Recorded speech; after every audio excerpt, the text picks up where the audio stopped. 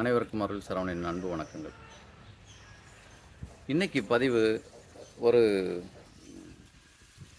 ரமண மகரிஷி கிட்ட ஒரு பக்தன் கேட்குறாரு. அவர் ரெகுலராக அந்த ஆசிரமத்துக்கு வரவர். அப்போது ரமணர்கிட்ட கேட்குறாங்க, ஐயா எனக்கு தியானம் பண்ணால் என்னுடைய மனசு ஒருநிலைப்பட மாட்டேங்குது, எண்ணங்கள் அதிகமாக வருது, எனக்கு அது ரொம்ப கஷ்டமாக இருக்குது, நான் என்ன பண்ணலாம்? இது நம்மளுக்குள்ள எல்லார்கிட்டையும் இருக்கக்கூடிய கேள்விகள். இந்த கேள்வியை அவர் ரமணர் மகரிஷி கிட்ட முன் வைக்கிறாங்க.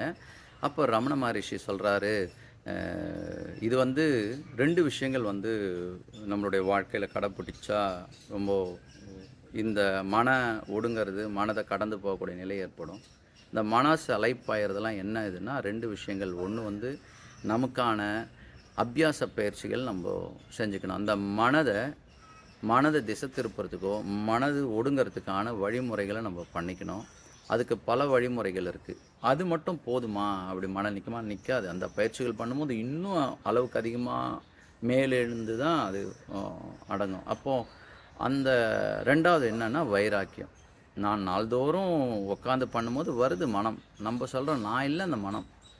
திருப்பி திருப்பி திருப்பி வைராக்கியமாக நம்ம அந்த பயிற்சிகளை திருப்பி திருப்பி திருப்பி ஏகாகிரகம் சொல்லுவாங்க. நம்ம ஒரே ஃபோக்கஸோட தாரணை சொல்லலாம், ஒரே ஃபோக்கஸோட அந்த இறைவனை நினச்சி பண்ணும்போது அந்த வரக்கூடிய மனதெல்லாம் ஓரம் தள்ளி விட்டு, இது நான் இல்லை, I am not the body, I am not the mind, நான் இந்த மனம் அல்ல, நான் இந்த உடம்பல்ல, நான் ஒரு ஆத்மா. அதை திருப்பி திருப்பி திருப்பி நம்ம அதை பற்றியான இதிலேயே அந்த மனதை நம்ம கடந்து போகக்கூடிய தன்மைகள் கிடைக்கும். எப்போ நம்ம மனதை கடந்து போகிறோமோ அப்போ தான் தியானம் கைகூடும்.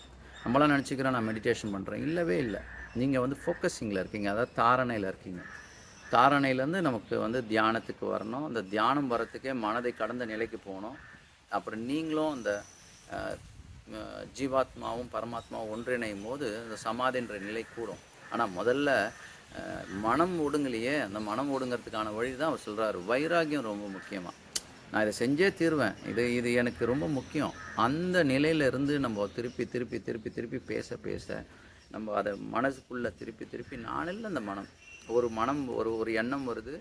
அந்த எண்ணம் எனக்கானதில்லை, அது யாருடைய எண்ணமோ, இதை நான் இப்போ யோசனை பண்ணணும்னு அவசியம் இல்லை அப்படின்னு நம்ம திருப்பி திருப்பி திருப்பி கமெண்ட் கொடுக்கும்போது ஒரு நேரத்தில் அந்த மனதை நீங்கள் வெற்றி அடைஞ்சிடுவீங்க.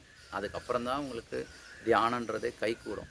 நம்ம நினச்சிட்றோம், நம்ம கண்ணை மூடி உட்காந்துடுறோம், நம்ம தியானம் பண்ணுறோம், அப்படிலாம் இல்லை. அடிக்கடி இந்த வார்த்தைகள் சொல்வேன், அவன் அருளாலே அவன் தாழ் வணங்கி.